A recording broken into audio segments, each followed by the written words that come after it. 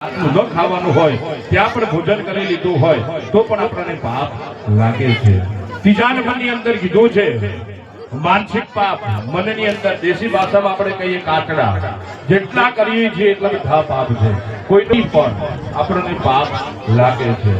ચોથા નંબરની અંદર કીધું છે ન કરવાના કર્મો કર્યા હોય, આપણા થકી કોઈ એવું હાથથી કર્મ થઈ ગયું હોય કોઈને ખબર ન હોય, પણ ભગવાન હરિ કેશવ વિષ્ણુ એમને બધી વસ્તુની ખબર છે કે આ સૃષ્ટિમાં શું ચાલી રહ્યું છે, એવું કોઈ કામ થયું હોય તો પણ આપણને પાપ લાગે છે।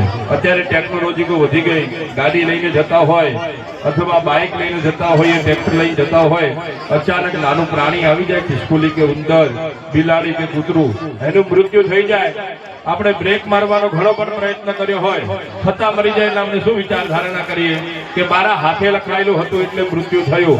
કોઈના હાથે મરતું નથી, પણ જે પાપ થાય તે આપણા હાથે। કહેવત છે કે ચૂલામાંથી અંગારો બારે કાઢીને મૂક્યો હોય અને છતાં એના પર પગ મૂકીએ તો પણ બળશું, ને જાણતા મૂકશું તો પણ બળશું, પણ બધા પાપો આપણા છે।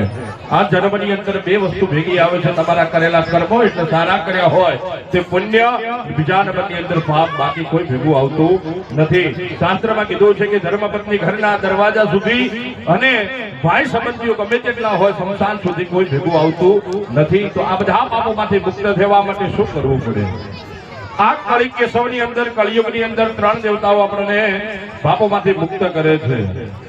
એક હરિદ્વારની અંદર બિરાજમાન મા ભાગીરથી ગંગા, એના અંદર સ્નાન કરવાથી પાપોમાંથી મુક્ત થવા।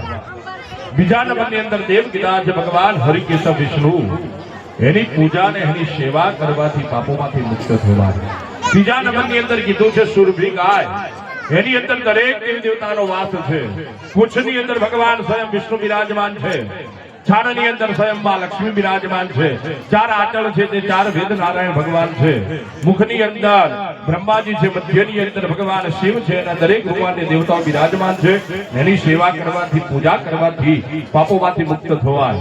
શાસ્ત્રની અંદર કીધું છે જે યજમાન હોય તે બંને યજમાન શ્રીમાનને કાંટાના ત્રાજવામાં બેસાડી બંનેનું જેટલું વજન હોય એટલો લીલો ઘાસચારો ગાયોને અર્પણ કરવાનો, પાછા બેસાડી અને એમનું જેટલું વજન હોય એટલા પંથીઓને દાણા નાખવાના, અને બ્રાહ્મણોને ગાય પણ દાન કરવાનું કીધું છે।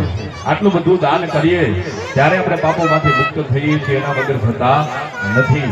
તો બાપુ સમય અનુસાર ફૂલ નહીં તો ફૂલની પાંખડી 7 દિવસની અંદર તમારે ગાયોને સૂકો અથવા લીલો ઘાસચારો અર્પણ કરવાનો, બેન તમારે પંખીઓને દાણા નાખવાના, તમારી શક્તિ હોય, ભક્તિ હોય એ પ્રમાણે ગાન રૂપ ગાયના રૂપે તમારે જે દ્રવ્ય અનુસાર જે આપવાનું હોય તે શાસ્ત્રીજીને તમારે અર્પણ કરવાનું।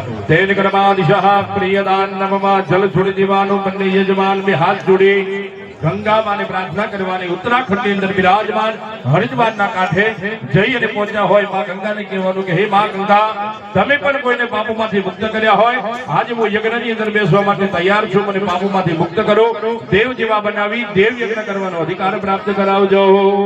દેવ સુરેશ્વરી ભગવતી ગંગે, ત્રિભુવન તારી તારા રાત રંગે।